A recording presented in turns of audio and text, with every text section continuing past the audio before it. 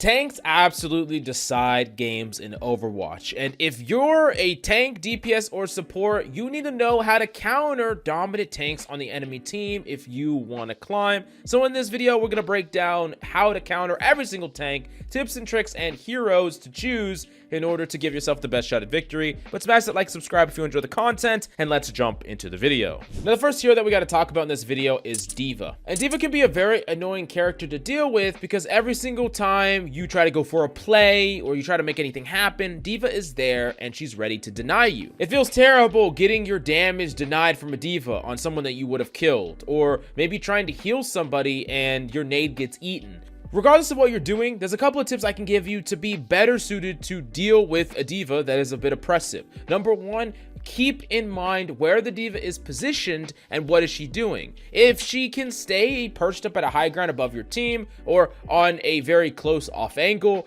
that person can easily come to you, attack you, go for a play, deny what you're doing very, very easily. But if they're focused on something else, or if they have to use their cooldowns to fly across the map to get to you to help their teammates, or deny you or kill you, whatever it is, that is the extra step and that extra bit of time that you need. Plus, it costs the Diva resources. Being able to walk up to you and then be able to fly away or fly to chase after you once you use your movement ability, that's a lot more powerful than her needing to fly to get to you to threaten you in the first place. In addition to that, while Diva can do a little bit of everything, she can't do everything all at once. So if she's occupied with something else, keep in mind that one, maybe you can help your teammate if they need it, but if she's just off doing something that you can't really interact with, that could be your window to try to go make a play, to try to actually go for something where Diva can't easily pivot from what she's doing to go and deny you and stop you. Basically, in all things, Diva punishes undisciplined play and big mistakes, so you need to tighten up your play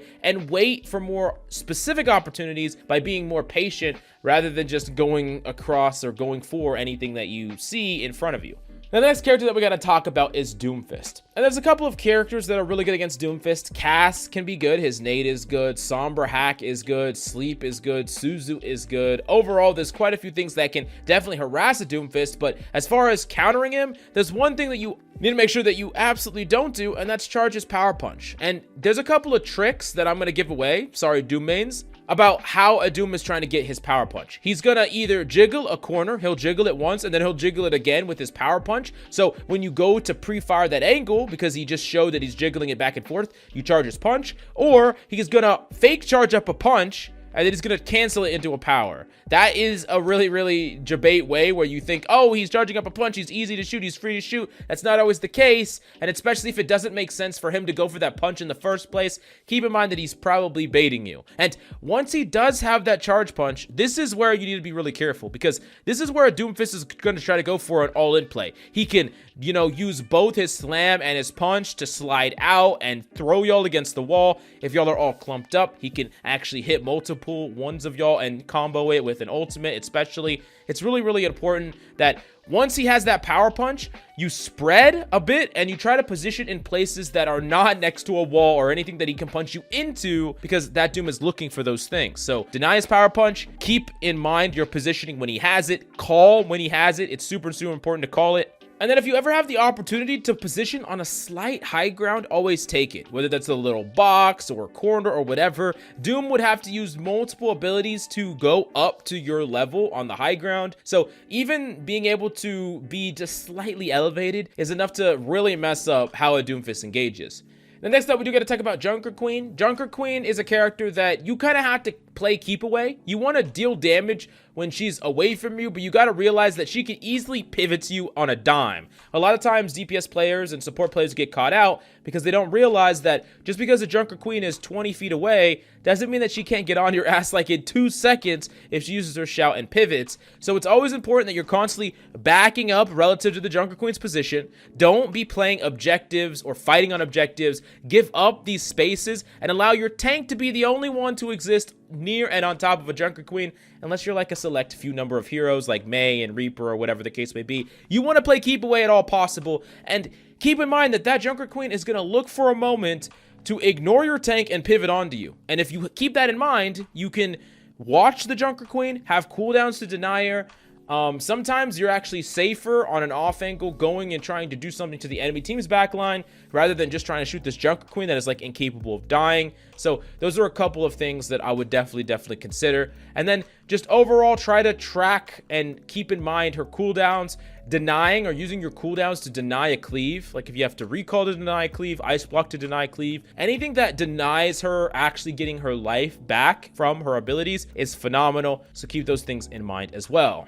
And then next up, we do got to talk about Erisa. And just kind of similar to Junker Queen, Erisa is just a tank that you just don't want to shoot. You don't want to fight. You want to play keep away. Erisa is really trying to constantly stop you from what you're trying to do. So take really wide off angles, play dive characters, go around the Erisa. Erisa has a very hard time doing anything to, you know, characters like Lucio and Kiriko and Moira. There's not really much Erisa can do against all those characters. Erisa does have decent game against characters like Ana, characters like Zen that are stationary if you play in poor positions. So just keep in mind your range. Keep in mind that you just want to literally just run away from this character. Keep your distance as much as possible. If this character chases you anywhere, I don't care how far away you have to run, just keep running. Do not allow this character to get close to you, on top of you, and look for situations where you can play high grounds or play off angles away from this character. Your goal is to deal with the Erisa last after you've gotten fundamental advantage by killing their supports, killing their DPS, creating those plays. It's not just to constantly dump damage into this Erisa, because that's what the Erisa wants you to do, because they have all the tools to stay alive, and you're just wasting all your cooldowns on that, allowing their team to put all their cooldowns into you. Then next up, we do got to talk about Ramatra. And Ramatra is a fairly flexible tank that can be a bit annoying to deal with, but that's a couple of tips I'll have for you. Number one, save cooldowns for when Ramatra pops into Nemesis form. When Ramatra wants to transition to the brawl phase and start boxing you, keep in mind that that's when you need nades and sleeps and whip shots and boops and you know, Cassidy grenades and May walls. That's when you need it, in that time frame. If you use it earlier, if you use it before, you will not have it for when you need to deny the Ramatra that space, and that's exactly what the Ramatra wants. And oftentimes that Ramatra will pick and choose. They'll wait. They'll be like poking. They'll poke in their normal form, shield up, poke, and then all of a sudden you don't have a cooldown. They're like, oh yeah, this guy, Vortex or Nemesis form, and then they kill you. And you're like, how did I die? Well, you wasted your cooldown before the Ramatra decided to commit. And if you did have to waste your cooldown, you probably positionally played in a poor spot. So just keep that in mind. That's typically the game that happens with Ramatra. So conserve your cooldowns, try to deny Ramatra's plays, and then of course track the ultimate. And there's certain characters that can deny ultimate as well, CC, range, whatever the case may be. But trying to really pay attention to what the Ramatra's trying to do, best way to shut him down. Next up, we do have Reinhardt. Similar to Ramatra, you want all your cooldowns for when the Reinhardt pins in and tries to close that gap. That's a very important time where you need to be able to deny him from closing in that range, because if a Reinhardt's at distance, who cares? If he's playing 10-20 feet away, who cares? But when he's on top of you, that's when you need everything. That's when you need to sleep him. That's when you need to boop him away. That is when you need to deny him, similar to the Ramatra thing. So make sure that you conserve cooldowns for that transition. And then when Orion has ultimate, you need to be very wide. Like, don't allow Orion to get a good shatter. If Ryan has to only shatter you, then you've won. That's perfectly fine. Don't back up and play together. Try to be wide, take off angles, put Ryan in an awkward situation where there isn't a clear shatter in front of him, and recognize that just because you're all behind a corner doesn't mean you're safe. The Ryan can pin very aggressively, turn, shatter your entire team. So just keep that in mind.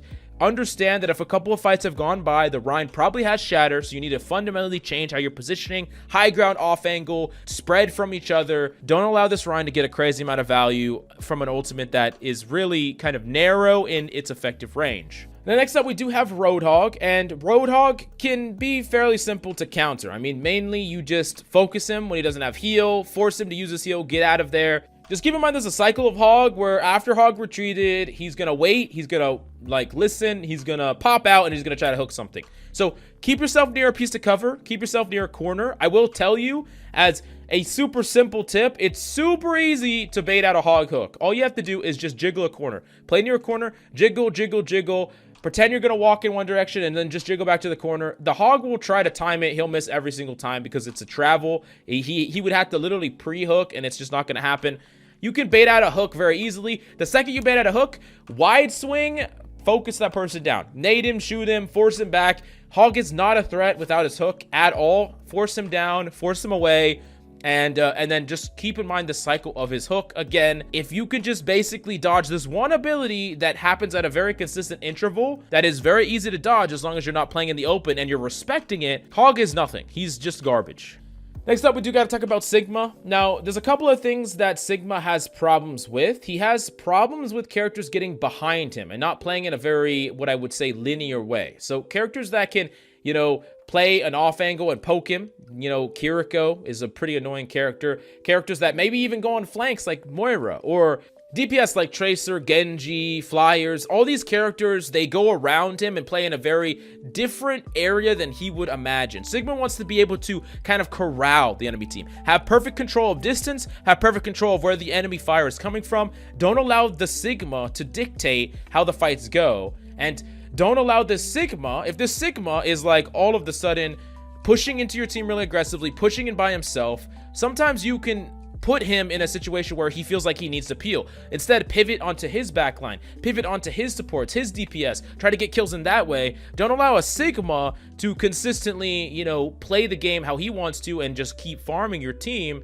And if you're getting farmed by Sigma, there's other characters that can basically just avoid him, put him in a situation where he has to turn around and try to peel and help his team, which is a lot worse at doing than he is at controlling you by putting you on the back foot because you're playing directly into him.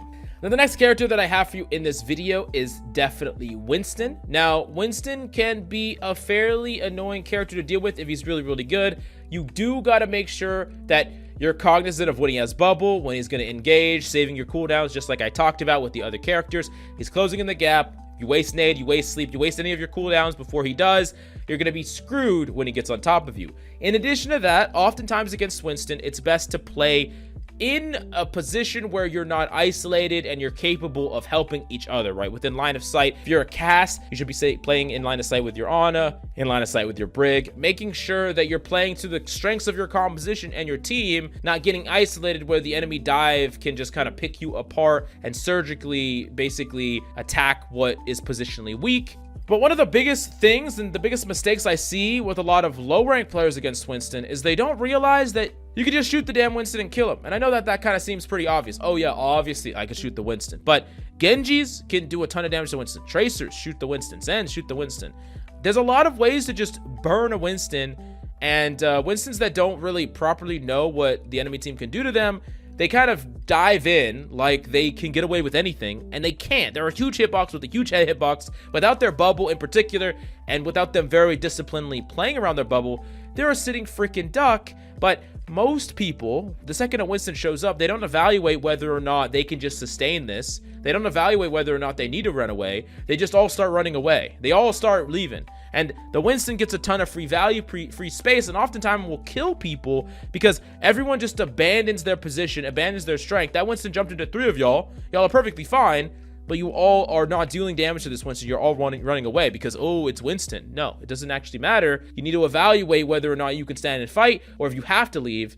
And I think you're going to be a lot better off against most Winstons in the game. Now, next up, we do got to talk about Wrecking Ball. Couple of things about Wrecking Ball. There's characters that are good against Wrecking Ball. Mei, Cassidy, even Ana Sleep is fairly good against Wrecking Ball. And then, of course, the creme de la creme is Sombra, which is kind of just amazing at shutting down Wrecking Ball. Now, the trick with Wrecking Ball is you need to evaluate when you should be focusing him and when there's a cost involved. Sometimes marking the ball is good. If you're Tracer, Sombra, Cassidy, or anybody, if that Wrecking Ball is low or you have a composition that has the means to focus him down, it could be the right call. But sometimes it's more your job just to get him away. The second he leaves, the second he goes to Megas or tries to wait for his cooldowns, you go back to your own business, you go press the front line and recognize that there's a cost involved to the ball engaging and then leaving, right? It's like until that ball is ready to reinitiate the cycle, they're out of the fight. The enemy team doesn't have a tank, and that's a window that you could use. So a lot of teams, they're so worried about this ball where the ball was effectively out of the fight for 10 seconds, but the entire time they're trying to chase them down, shoot at them as they leave, and they didn't capitalize on the fact that y'all could have just killed the rest of the enemy team if you weren't so tunnel vision on the ball and you're giving the ball free value when the ball is just not killable. They were resetting anyways. There's no point in you like completely tunnel visioning this one character. And last but certainly not least is Zarya. Now, you definitely should be tracking Zarya's bubbles. Recognize when she's down to 1 bubble, or she barely has 1, or she's low on bubbles. Whatever the case may be, it's important to coordinate that with your team and understand when a Zarya is kind of posing strength, or if she actually is fully charged with 2 bubbles, and you should just be ignoring her or running away. Now, in addition to that, I want you to not treat bubbles like they are immortality. This bubble is not keeping Zarya alive against anything. It can be broken, and a lot of times, if a Zarya has 1 bubble, she's pushed way up, expecting to be able to just kind of run it down. She gets free value because you're allowing this bubble to get much more value than it should be, because it's just giving her quote-unquote invulnerability. When really, you break the bubble, start focusing her, she can only really kill 1 person by the time all of y'all kill her. And it's a way to completely wipe her from a charge. In addition to that, recognize that there are certain characters that just gives Zarya a really hard time. Any character that can bait out bubbles, and any Zarya that takes damage from behind or an off angle behind their shoulder, they will start wasting bubbles like crazy. Tracer's amazing. You just start poking, poke. I'm poking at a Zarya from an off angle. The second the Zarya pops a bubble, you just leave. The Zarya's like, what the fuck? I thought I was going to get some charge here. I was taking some damage. No, you're just baiting out their cooldowns. You're literally just making it so that Zarya has less uptime, less potential bubbles, less ability to pivot into the enemy team. And you can actually do this on quite a few characters, whether you're Kiriko or whether you're a Tracer or a Sombra. Being able to kind of keep that Zarya in check and force her to waste a lot of resources is an amazing thing that can make it so a Zarya that was stomping your team is all of a sudden just kind of being an AFK tank. So yeah. But if you have any questions on how to counter any of these tanks in Season 5, definitely let me know in the comments down below. And give me a like, comment, and subscribe if you enjoy the content. And thanks so much for coming by. I will see you next time.